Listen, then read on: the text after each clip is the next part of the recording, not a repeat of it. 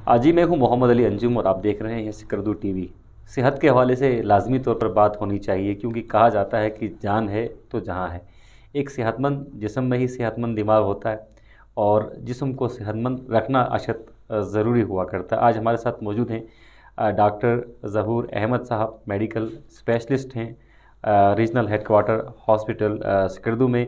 आप एक कामयाब तालिब इल्म भी हैं, तो आज हम इनसे बात करेंगे, कुछ तिब्बी हवाले से बात करेंगे, कुछ इनकी ज़िंदगी के हवाले से हमने जानने की कोशिश करनी है।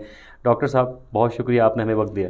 बहुत शुक्रिया अंजुम साहब, बहुत शुक्रिया। अच्छा, सबसे पहले चलते हैं आपके बचपन की तरफ, जो कि आप अब जवान हो चुके हैं, प्रोफेशनल लाइफ का आपने आगाज़ किया है, तो बचपन को कभी कभार याद करते होंगे, कहाँ से पढ़ा, किन हालात में पढ़ा, कितनी आपने मेहनत की?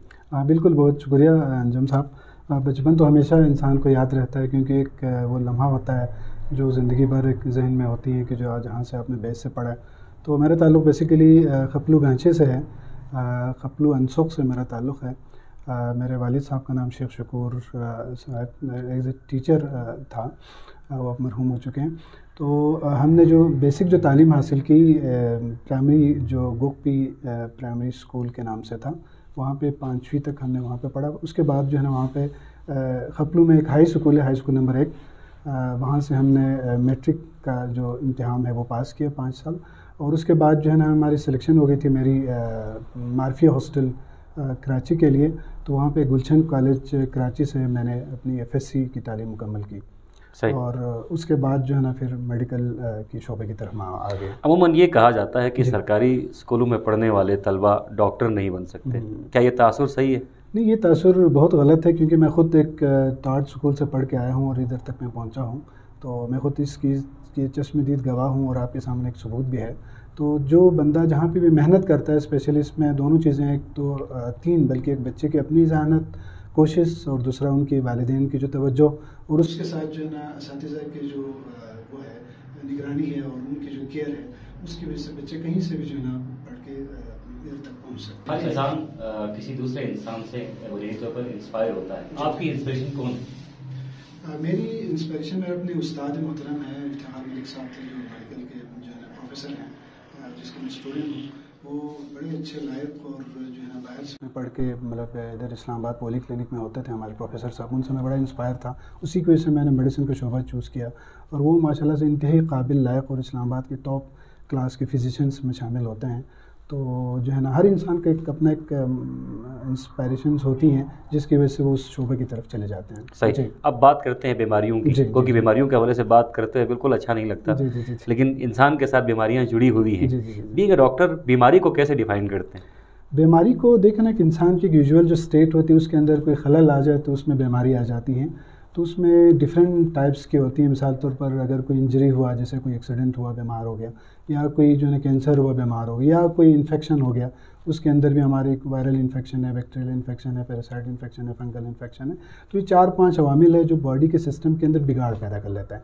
उसकी वजह से कुछ साइन एंड सिम्टम्स होते हैं, उसको हम बीमारी की शक्ल में कहते हैं। जी। बीमारी का जिम्मेदार क्या बीमार खुद ही होता है? अमूमन डॉक्टर्स ये कहते हैं कि आप खुद अपनी बीमारी के खुद जिम्मेदार हैं, क्या ये तासुर सही है? बीमारी के ज़िम्मेदार ख़ुद तो खैर कुछ कहना दुरुस्त है, लेकिन पूरा जो है ना दुरुस्त सच में नहीं है, क्योंकि ये मल्टीफैक्टोरियल है। इसमें आपका इन्वायरमेंट भी इफ़ेक्ट होता है। जैसे अगर उसमें पॉल्यूशन बहुत ज़्यादा हो तो सांस की बीमारी, इस तरह की चीज़ें ज़्यादा अमूमन होती हैं। उसके अलावा इन्वायरमेंट, जैसे हमारे यहाँ पे सर्दियों का जो माहौल है, बहुत ज़्यादा ठंड पड़ती है, उसकी वजह से भी नमूनिया और इस तरह के बहुत सारे रेस्पिरेटरी ट्रैक इन्फेक्शंस बहुत ज़्यादा होती हैं।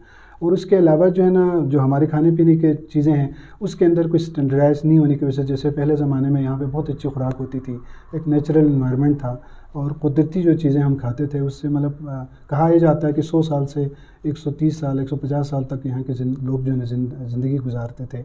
लेकिन अब जो है ना जो मोर्टेलिटी हो बहुत उम्रें कम हो रही हैं। 50 साल के बाद अक्सर जो है सुना होगा आपने कि किसी को फालिश हुआ, किसी को हार्ट अटैक हो गया, अचानक एक्सपायर हो गया।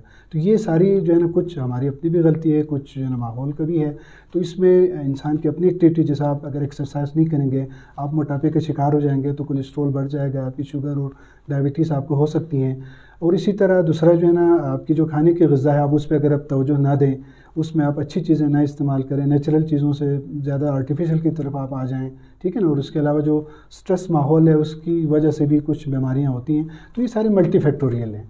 تو اس میں بندے کو اویئرنیس کی ضرورت ہے، جیسے کہتے ہیں کہ احتیاط علاج سے بہتر ہے، تو ان چیزوں میں اویئرنیس ہونا چاہیے کہ بندے کو کن کن چیزوں سے کن کن بیماری کی طرف ہو سکتی ہیں، تو یہ ایک بہتر معالج ہی بتا سکتے ہیں۔ اگر ہم بلتستان کے تناظر میں بات کریں تو گزشتہ چند سالوں سے ہم دیکھ رہے ہیں ہارٹ پیشنٹس کی بڑی تعداد ہے، اور ہم آئے روز کوئی دکھ بری خبر سنتے ہیں کہ آج ان کا انتقال ہوا ہے ہارٹ اٹیک کے باعث، اور دوسری جانب دیکھتے ہیں تو معدے کے مریض جو ہیں وہ بہت زیادہ ہیں، تو یہ اتنی کامن بیماری بلتستان میں کیسے؟ اس میں بلتستان میں جو میں نے آپ کو شروع میں جو ذکر کیا کہ یہاں کے جو ایک تو لائف سٹائل اور دوسرا جو ہے نا ہمارے جو خوراک کے جو چیزیں ہیں اس کے اندر جو ہے نا آرٹیفیشل چیزیں بہت زیادہ آ گئی، جیسے مطلب جو اگر آپ مارکیٹ کی طرف جائیں تو آئل کی جو کوالٹی ہے وہ اس طرح سے نہیں ہے جس طرح کا ہونا چاہیے۔ جو پہلے جو زمانے کے جو لوگ استعمال کرتے تھے، جیسے مطلب بلتی میں چولی مار کہتے ہیں، شکام مار کہتے ہیں، ٹھیک ہے نا، تو یہ پلانٹ اوریجن جتنے بھی آئل ہے وہ انتہائی جو ہے نا بہترین غذا ہے، لیکن اب اس سے ہٹ کے جو ہے نا باہر کے جو آرٹیفیشل خوراک کے اندر چیزیں زیادہ۔ ایک دوسرا فیکٹر جو ہے نا انسان کی جو ہمارے جو لائف سٹائل ہے وہ بہت زیادہ چینج ہو چکی ہیں۔ پہلے لوگ سارے جو ہے نا پیدل سفر کرتے تھے، ورزش کرتے تھے، کھیتی باڑی کرتے تھے، ایکسرسائز بہت زیادہ ہوتا تھا۔ آپ اگر کچھ کھاتے ہیں تو کھانا جو ہے نا ہضم ہو کے جو ہے نا اتنا جو آپ ایکسرسائز بھی کر لیتے تھے، مطلب ایکسٹرا آپ کے پاس جو ہے نا باڈی کے اندر سٹور نہیں ہوتا تھا۔ اب آپ نے کھانا وہی، مزدور بھی وہی کھاتا ہے اور آپ بھی وہی کھاتے ہیں، ہم بھی وہی کھاتے ہیں، لیکن ہماری ایکٹیویٹی اتنی اچھی نہیں ہے سوسائٹی کی۔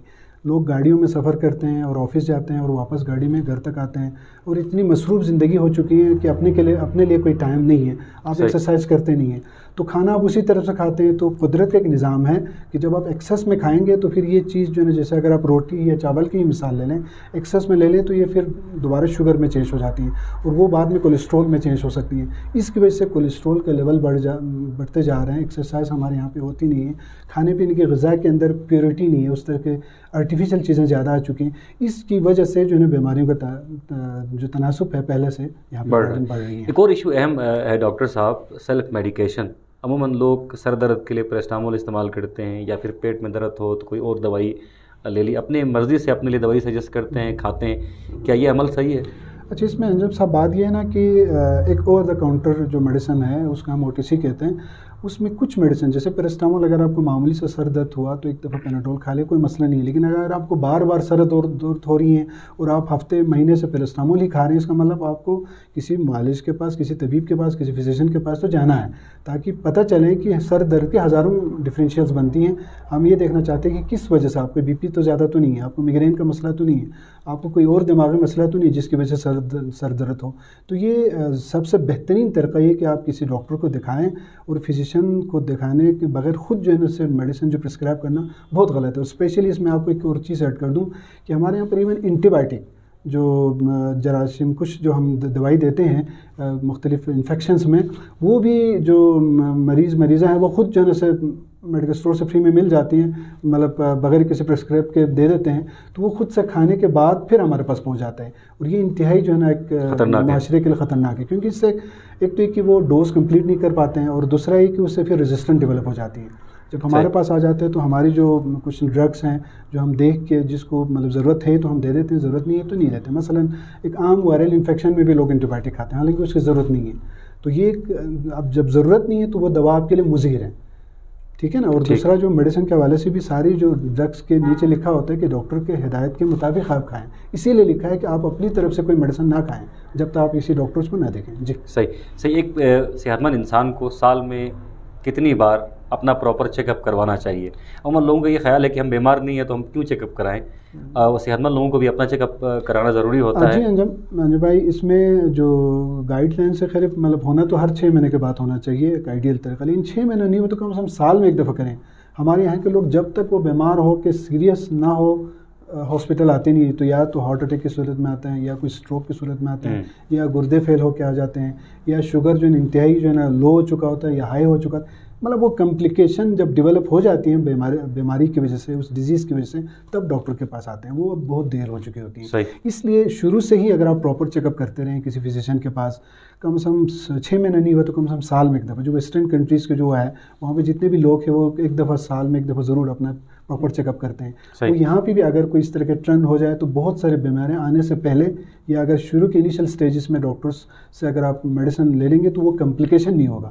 اب اس سے ایک تو آپ کی صحت پہ بھی اثر، دوسرا آپ کی فیملی، اور تیسرا جو ہے اکنامک جو برڈن ہے ڈیزیز کا وہ بھی کم ہو جائے گا. صحیح جی. صحیح. ڈاکٹر صاحب بہت شکریہ، آپ نے ہمیں وقت دیا. ہمارے پاس بڑا مختصر وقت ہوتا ہے. ڈاکٹر صاحب سے بہت سارے سوالات کرنے تھے.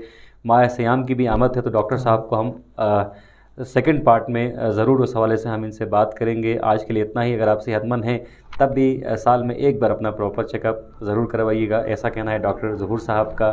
اپنے میزبان محمد علی انجم، پروگرام کے پروڈیوسر ذیشان مہدی اور معاون نجم الحسن سید کو اجازت دیجیے. اللہ حافظ و ناصر.